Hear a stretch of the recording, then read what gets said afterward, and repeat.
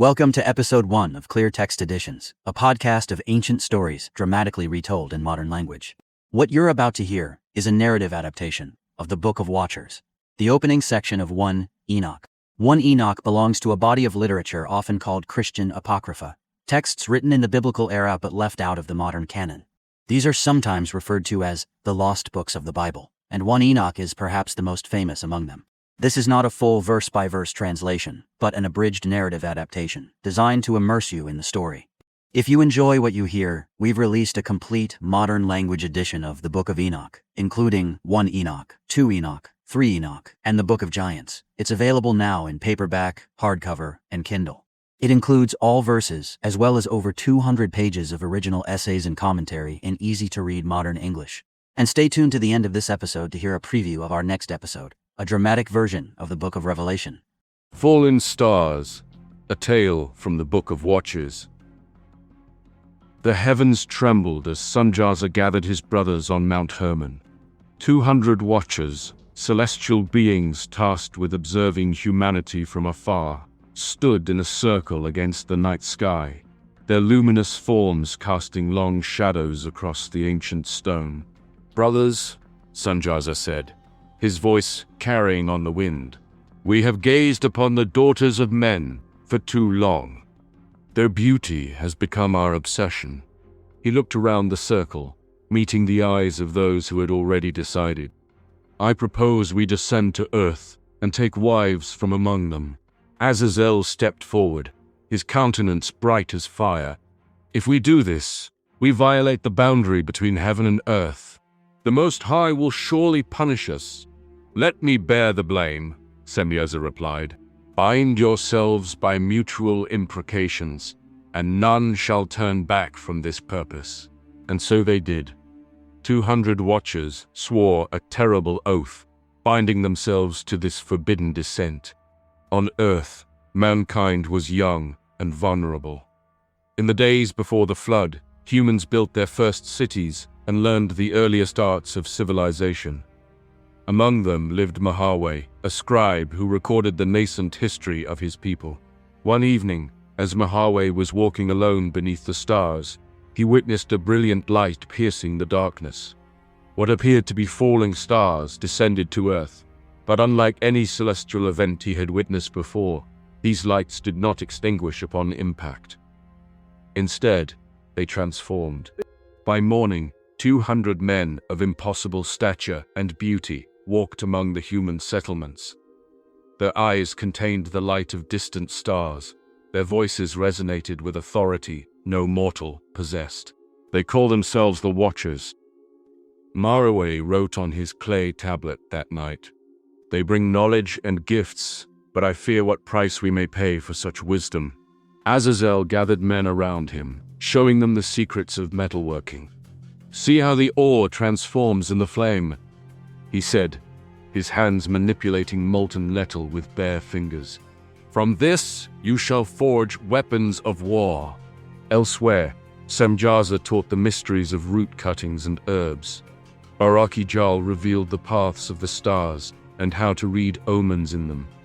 Kokabel instructed humans in the signs of the earth, the patterns of weather and season.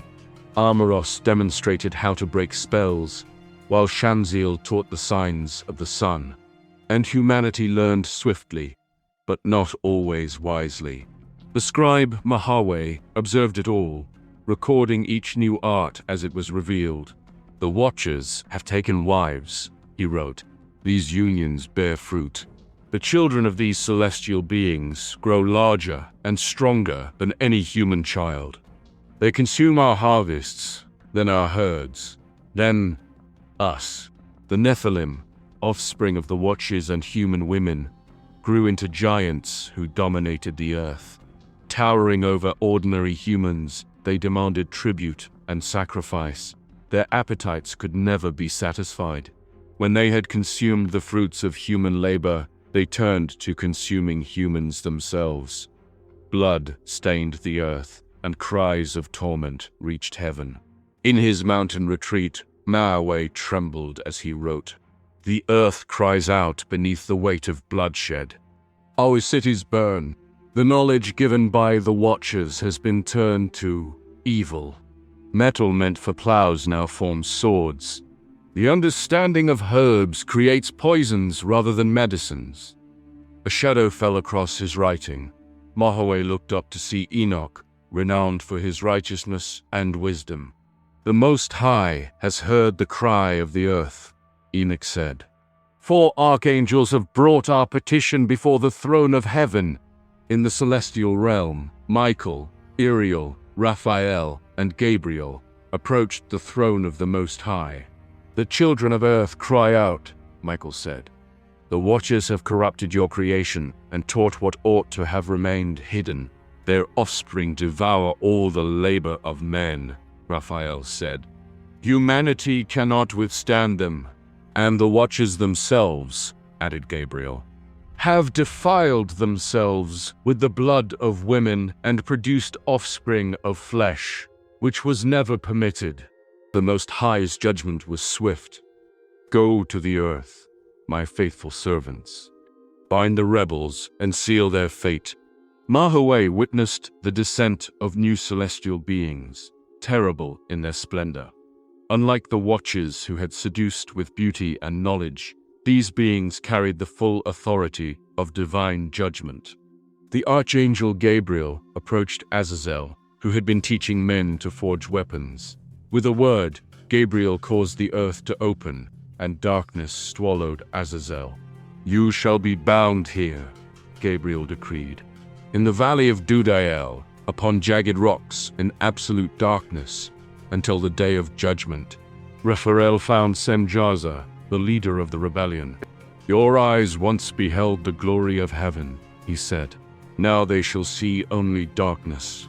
With celestial bindings, he secured Semjaza in the depths of the earth.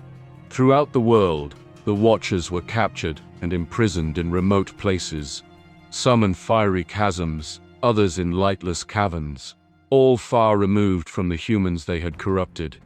Enoch stood with Mahaway on a high cliff, watching as the great Nephilim was struck down by unseen forces. "What becomes of humanity now?" Mahaway asked. "A cleansing is coming," Enoch replied. "Water will cover the earth and wash away the corruption, but not all will perish. The Most High has selected one man, Noah, to preserve life. And the knowledge given by the Watchers? The arts they taught, metalwork, herbal lore, the reading of stars. Some knowledge will survive," Enoch said, "but much will be lost. What remains must be used with wisdom, not recklessness." Mahaway looked at his tablets, containing all he had witnessed. "I will seal these records in clay vessels and hide them in caves. Perhaps future generations will discover them and learn from our mistake." Years later, as the first raindrops of the coming deluge began to fall, Mahaway made his final entry. "The Watchers crossed boundaries never meant to be crossed. They gave us knowledge before we possessed wisdom, power before we understood restraint. Their imprisonment is a warning. Some boundaries exist for our protection. The Most High has judged, but also promised restoration. A new world will emerge from these waters, and perhaps then humanity will be ready for the knowledge that destroyed us." He sealed the tablet in its jar and placed it high in a mountain cave as the waters began to rise around him. Far below the earth, in their prisons of darkness, the Watchers remained. Fallen stars, who had once illuminated the heavens, now extinguished in the depths, awaiting final judgment. Thank you for watching Fallen Stars, a tale from the Book of Watchers.